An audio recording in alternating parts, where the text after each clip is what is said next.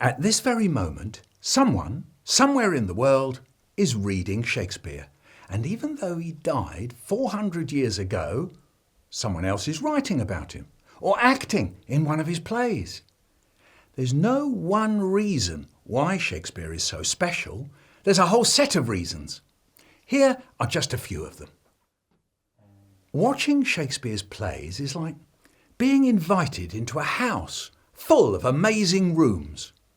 Go through a door at the top of the house and you'll meet a ghost walking the battlements of a castle at night.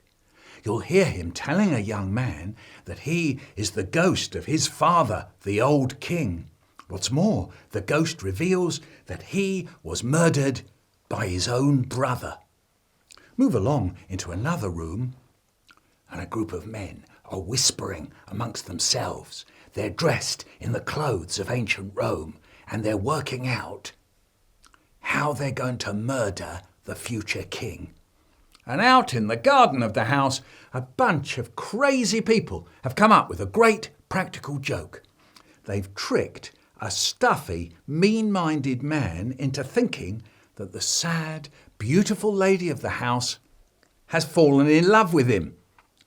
There are lots more amazing rooms, and if you go into them, you'll find trial scenes, battles, love potions, cruel kings, civil wars, assassinations, riots, witches, fairies, jesters, even a statue that comes to life.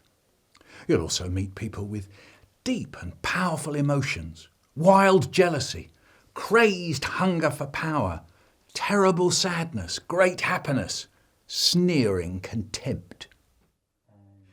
In the stories and scenes of Shakespeare's plays, we have a sense of the extraordinary and dangerous things that could and did happen during Shakespeare's lifetime. This was a time of wars, both between families in a country and between countries. A time of treachery, plotting, spying and murder. Shakespeare would have known that if you backed the wrong man, you could end up stabbed to death or executed.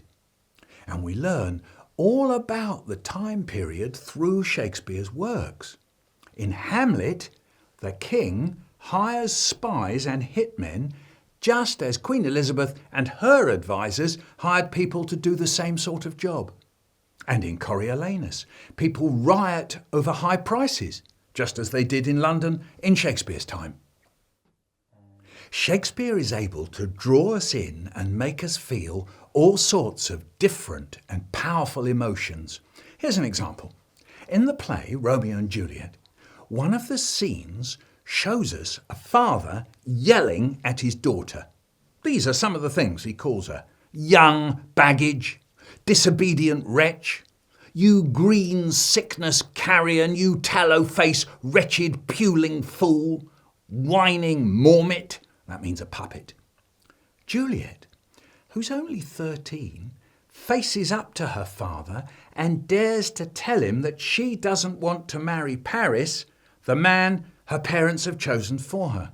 She doesn't tell her father that she's fallen in love with Romeo instead.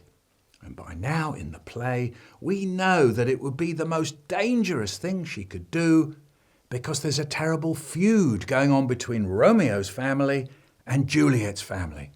What's more, all fighting has been banned by the city's ruler on pain of death. Many of us know what it's like to get into a row with our parents. We can understand how frustrated Juliet must be feeling. And Shakespeare makes everything even more tense by letting his audience know more of what's going on than the character who's speaking. We see this when we know what Juliet has done, even though her mother and father don't. Shakespeare has had a massive impact on our language. Do you ever say that you feel tongue-tied, or that something is as dull as ditch water? Have you ever said that someone wouldn't budge an inch? Or perhaps you've heard someone say that he's seen better days. Perhaps you've heard people say he's his own flesh and blood. It sets your teeth on edge. The game's up. It's without rhyme or reason. It happened in one fell swoop. It melted into thin air. That's the long and short of it. The truth will out. If you've used or heard any of these expressions, then that was Shakespeare talking.